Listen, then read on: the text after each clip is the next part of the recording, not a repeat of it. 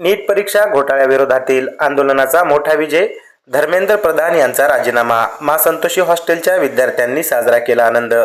याबाबत सविस्तर बातमी अशी की नीट परीक्षेतील कथित घोटाळा आणि परीक्षा प्रक्रियेतील अनियमिततेविरोधात दिल्लीमधील जंतर मंतर मैदानावर गेल्या अनेक दिवसांपासून विद्यार्थी आंदोलन करीत होते। केंद्रीय शिक्षण मंत्री धर्मेंद्र प्रधान यांनी राजीनामा द्यावा अशी ठाम मागणी विद्यार्थ्यांनी केली होती। जोपर्यंत राजीनामा देत नाहीत तोपर्यंत आंदोलन मागे घेणार नाही अशी ठाम भूमिका विद्यार्थ्यांनी घेतली होती। अखेर दिनांक 25 जुलै 2026 रोजी केंद्रीय शिक्षण मंत्री धर्मेंद्र प्रधान यांनी आपल्या पदाचा राजीनामा दिल्याने विद्यार्थ्यांमध्ये आनंदाचे वातावरण निर्माण झाले। या निर्णयाचे पडसाद नांदेडमध्ये देखील उमटले। माँ संतोषी हॉस्टेलच्या संचालिका सौ जयश्री जयस्वाल तसेच विद्यार्थी-विद्यार्थिनींनी माध्यमांशी संवाद साधत या निर्णयाबद्दल आनंद व्यक्त केला। विद्यार्थ्यांनी हा निर्णय आपल्या संघर्षाचा आणि लोकशाही मार्गाने केलेल्या आंदोलनाचा विजय असल्याचे सांगितले। धर्मेंद्र प्रधान यांच्या राजीनाम्यानंतर विद्यार्थ्यांनी आनंद व्यक्त करीत एकजूट संघर्ष आणि सातत्यपूर्ण आंदोलनाच्या माध्यमातून आपल्या मागण्या सरकारपर्यंत पोहोचवल्याचे सांगितले। या निर्णयामुळे नीट परीक्षेतील अनियमिततेविरोधातील लढ्याला मोठे यश मिळाल्याची भावना विद्यार्थ्यांनी यावेळी व्यक्त केली।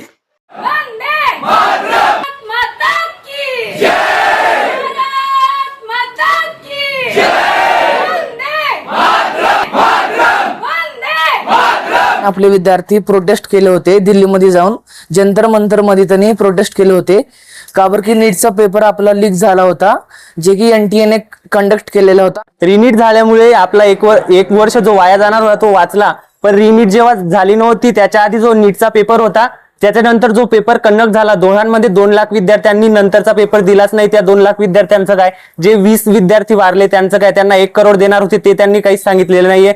फक्त एवढं सांगितलं आहे की आता म्हणजे जे आपले धर्मेंद्र प्रधान होते त्यांनी राजीनामा दिला, पण जे मुलं वारले 20 त्यांचं काय, आणि जंतर मंतरवर जे आमचे विद्यार्थी होते त्यांना मारलं गेलं, जे मुली होत्या त्यांच्या काहींचे कपडे फाडले गेले, त्यांचं काय लीक झालं त्याच्यामध्ये मुलांची तर काही चूक नव्हती। आता ते म्हणाले ते आतंकवादी आहेत, तर हे आतंकवादी आले कुठून? आता आम्ही म्हणालो तर हे आम्हाला एज्युकेशन मिनिस्टरचं हे पाहिजे रिझाईन। बरं ते जर ते आता तिथं आतंकवादी आले तर ते होम मिनिस्टरचं पण चूक आहे ना, ते आतंकवादी आले कुठून या भारतामध्ये आपल्या, तर त्याच्यावर पण ध्यान द्यायला पाहिजे। आणि मला याच्यावर जास्त काही बोलायचं नाही, पण जे गोरगरिबाचे लेकरं जे वारले त्यांना त्याचा जीव तर वापस येऊ शकत नाही। फक्त आता सरकारने त्यांना काही ना काही म्हणजे पैशांसोबत मदत करावी। जय माता दी। मैं सरकार के बारे में तो कुछ नहीं बोलना चाहूंगी। मेरे यहाँ पर मैं माँ संतोषी हॉस्टल चलाती हूँ। मेरे यहाँ 850 बच्चे हैं और मैं इन बच्चों की माँ हूँ। और ये हर गांव से, हर खेड़े से, हर शहर से, हर जिले से, हर महाराष्ट्र से पूरे बच्चे आए वाले। ये बच्चे तो पीछे 8 दिन से बोल रहे कि मैडम हम अपन जाएंगे, ITI पे जाएंगे, लेकिन मुझे कोई अधिकार नहीं इन बच्चों को वहां ले जाने का। एक मेरा कहना है भैया प्रधान जी से, उन्होंने अगर ये बच्चों की बातें अगर मैदान में आके, जंतर मंतर मैदान में आके, मोदी जी से भी मुझे रिक्वेस्ट है, कहना है कि तुमने इतना अच्छा अपने देश को चलाया है, अगर इन बच्चों की मांग एक बार दिल से सुन लेती थी ना और वो मैदान में आके, तो ये इतना बड़ा 20-22 दिन चलने वाला कुपोषण खत्म हो जाता है। आज मेरी बहन, मेरी बेटी वो जंतर मंतर पे जाके लाठी चार्ज ले रही है और कपड़े फड़वा के ले रही है। शायद उनको कुछ ना कुछ लगना चाहिए। उनकी बेटी, उनके बहनें, उनके भाई लोग, उनके भाइयों के बेटे, ये जो इतने बच्चे वहां पर खड़े वाले, एक बात सुनो भैया, 30 साल उनकी उम्र पढ़ने में जा रही है, पूरी 30 साल उनकी उम्र पढ़ने में जा रही है। कमाएंगे कब, शादी कब करेंगे? और ये पढ़ाई का तो पूरा व्यवसाय बनने वाला है, बिजनेस बनने वाला है। भैया प्लीज मेरी रिक्वेस्ट है, आज प्रधान जी ने जो राजीनामा दिया, अगर वो उन्होंने पहले आके देते थे हमें अच्छा लगता था। मेरी बहन बेटी आज वहां पर मारपीट खाते रही और बहुत बुरा लगा है। और बोले ना, फेसबुक पे चल रहा है अंग्रेज अच्छे थे, क्या फायदा हुआ फिर अपने देश पे? आज अपनी संस्कृति भूलकर अंग्रेजों को याद करते तो हमको शर्म आनी चाहिए। मेरे बच्चे आज, हर एक के माँ बाप है ना भैया, खेत में काम करते हैं, 1-1 लाख रुपए फीस भरना पड़ता है, ट्यूशन की फीस भरना पड़ता है। 1 लाख उनको साल भरे की कमाई रहती है और यहाँ आके भरते, और इनके 2 साल, ये 11वीं 12वीं के 2 साल बाद में और रिपीट करो और पेपर लीक होता है। 4 साल अगर बच्चे 11वीं 12वीं में डालते हैं तो MBBS कब करेंगे, MD कब करेंगे, और कब उनका भविष्य सजाएंगे। अगर ये ऐसा ही चलते रहा ना भैया तो बच्चे की हालत ऐसी हो जाएंगे, पढ़ाई पे का विश्वास, माँ सरस्वती का विश्वास, एज्युकेशन का विश्वास सब खत्म हो जाएगा। पहिले तर शिक्षण मंत्री ज्यांनी राजीनामा दिलेला आहे ते तर खूप चांगलं झालं. सगळे जे स्टुडंट्स आहेत त्यांच्यामध्ये खूप आनंद आहे. आणि असं नाही की नीटचाच पेपर फुटला, खूप जागी पण पेपर फुटलेला आहे. माझी मम्मी पण एक TETचा पेपर देत होती, तो पण फुटला. बाकी राज्यात पण खूप पेपर फुटले, तर ते पण त्यांनी ते थोडं घ्यायला पाहिजे होतं. आणि याच वर्षी नीटचा पेपर नाही फुटलाय, मागच्या वर्षी, त्याच्या मागच्या वर्षी पण फुटलेलं आहे. आपल्या नांदेडमध्येच एक झालेलं आहे, सगळ्यांना माहितीच आहे नांदेडकरांना. आणि परत जे तिथे जंतर मंतरवर जे सुरू होतं आंदोलन, तिथे तर किती मुलींनी लाठीचार्ज घेतला, किती मुलीं.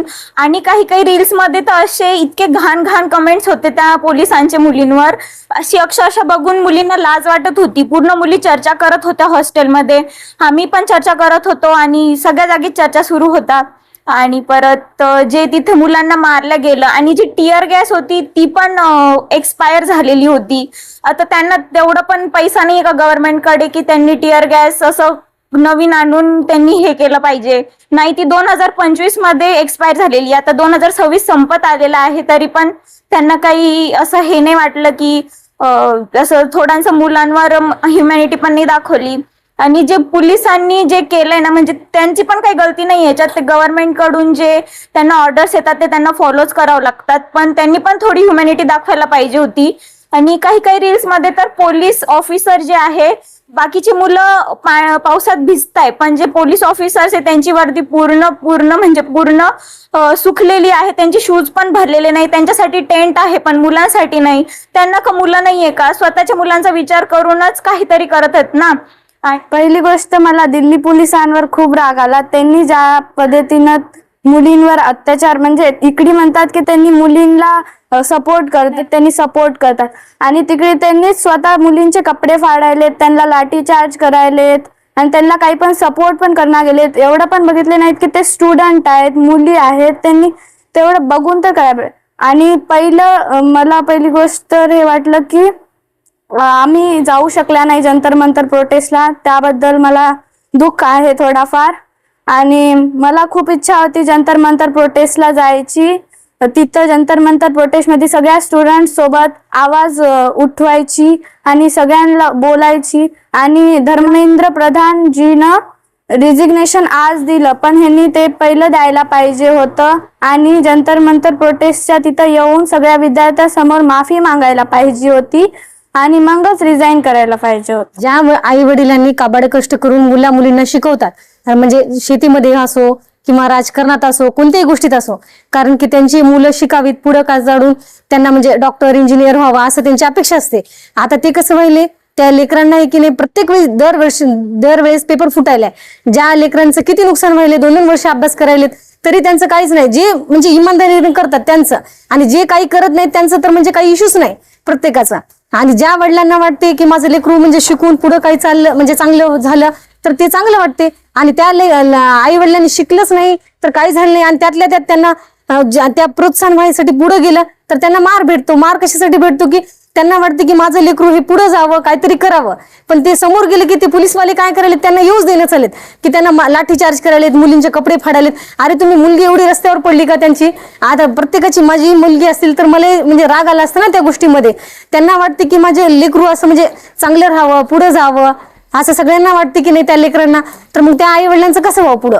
आता ह्या लेकरांचं, आता त्यांचं जे भवितव्य गेलं, पण ह्या मागच्या लेकरांचं काय व्हावं पुढं? ह्याच्यासाठी कसं आहे, पुढं ह्या लेकरांनी पुढं होऊन सगळ्यांनी प्रोत्साहन द्यायला पाहिजे की सगळ्यांच्या समस्या जे काही आई वडिलांच्या आहेत, जे कुणी म्हणजे कामगार आहेत किंवा म्हणजे कुणाच्या आई वडील तर टॉयलेट वगैरे घासून म्हणजे साफसफाई करून हे करतात, तर त्यांचं कसं हो? आता एवढं मोठं आहे, आता हे जर असंच चालू राहिले तर मग पुढं काय होणार आहे ह्यांचं?